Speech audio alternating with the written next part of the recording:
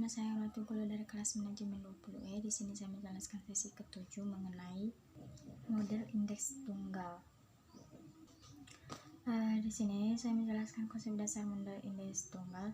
Ini juga komunikasi investasi berdiskusi tentang risiko, tetapi tidak ada standar khusus untuk ketentuan yang mana hal tersebut lazim terjadi pada awal tahun 1950-an. Jadi risiko itu berarti ketidakpastian hasil di masa depan. Jadi untuk mengevaluasi risiko atau mencegah risiko itu, investasi perlu membuat model portofolio sederhana untuk mengukur variabel risiko. Menurut Henry Markowitz, mengembangkan model portofolio dasar di mana dalam hal tersebut diharapkan menurunkan tingkat pengembalian yang di bawah seperangkat asumsi yang dapat diterima. Variasi tingkat pengembalian adalah ukuran risiko portofolio yang relevan. Model indeks tunggal ini juga merupakan analisis yang dikembangkan oleh William Sharpe pada tahun 1963 dengan tujuan menyederhanakan perhitungan pembentukan portofolio dari teori model Markowitz yang dianggap cukup rumit karena melibatkan banyak varian dan kovarian. Ini juga model indeks tunggal dan juga indeks tunggal dipergunakan dalam analisis portofolio ini karena metode yang digunakan dalam pengukuran nilai return dan risiko portofolio dengan asumsi apabila pergerakan return saham hanya sehubungan terhadap return pasar. Model Markowitz mempunyai dua kelemahan.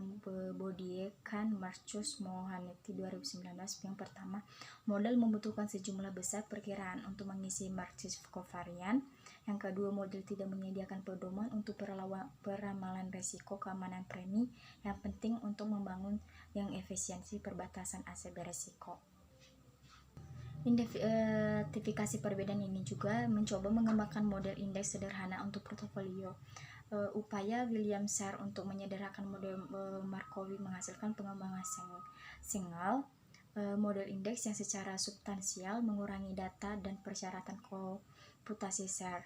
Jadi model ini disederhanakan mengasumsi bahwa fluktuasi dalam nilai saham relatif terhadap saham lain tidak tergantung pada karakteristik kedua sekuritas tersebut sendiri.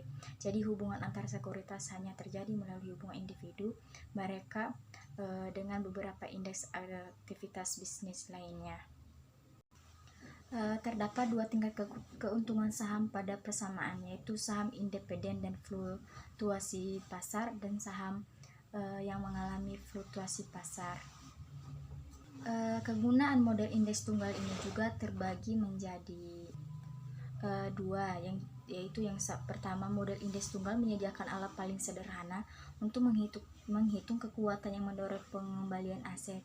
Yang dimaksud ini juga tidak sepenuhnya mencirikan penentu pengembalian yang diharapkan. Jadi kita tidak mengetahui bagaimana bervariasi lintas aset. Jadi itu juga perlu diingat bahwa SI mengasumsi bahwa korelasi struktur di seluruh aset tergantung pada satu faktor, bisa juga lebih dan juga diperlukan dalam pemberi. Yang keduanya, model indeks tunggal membantu kami mendapatkan portofolio yang optimal untuk aset alokasi portofolio tangente dengan mengurangi masukan yang diperlukan untuk prosedur pemilihan portofolio Markowitz. Jadi ini juga digunakan untuk lokasi aset portofolio TGT untuk mengidentifikasi bobot T. Jadi dalam model ini pemilihan portofolio juga memahami tentang semua risiko aset yang diperlukan untuk menentukan bobot T-nya. Jadi dia membutuhkan sejumlah besar variabel. Jadi karakteristik ini biasanya tidak diketahui dan harus diperkirakan sebelumnya. Jadi model indeks tunggal untuk sekuritas tunggal itu terbagi menjadi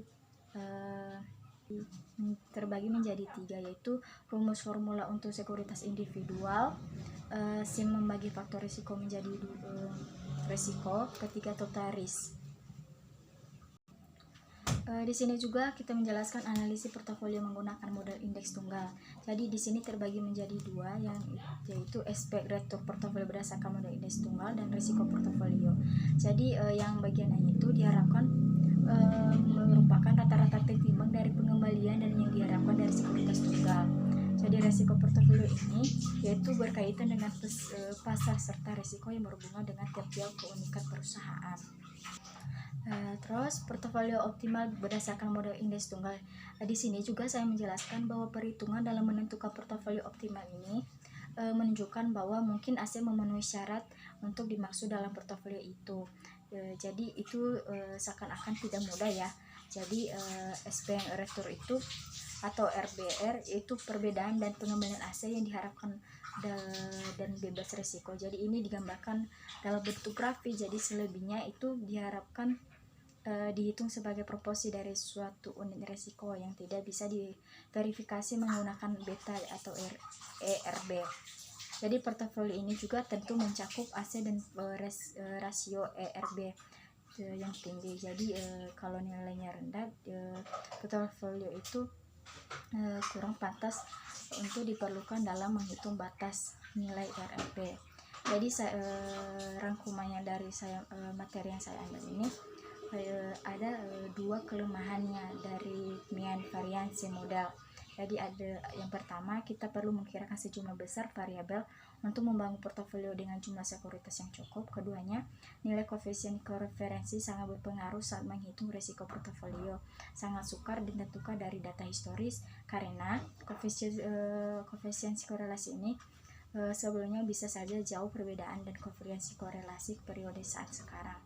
Jadi ini juga akibatnya, jadi model indeks tunggal ini digunakan untuk mencoba memecahkan masalah. Jadi model indeks tunggal ini yaitu gagasan jumlah keuntungan portofolio pasar mempengaruhi tingkat keuntungan sekuritas. Jadi model indeks tunggal ini dapat mengurangi jumlah variabel yang akan dihitung dengan menghilangkan persyaratan untuk perkiraan koefisien korelasi ketika menghasilkan standar deviasi portofolio. Jadi saya udah menjelaskan tadi beta. Jadi beta itu yaitu variasi yang juga relatif stabil. Jadi sejarah beta ini dapat digunakan untuk meramal beta masa depan dengan benar dan beberapa penyesuaian. Jadi akhirnya beberapa elemen dasar dapat diidentifikasi membuat perhitungan beta di masa depan mudah.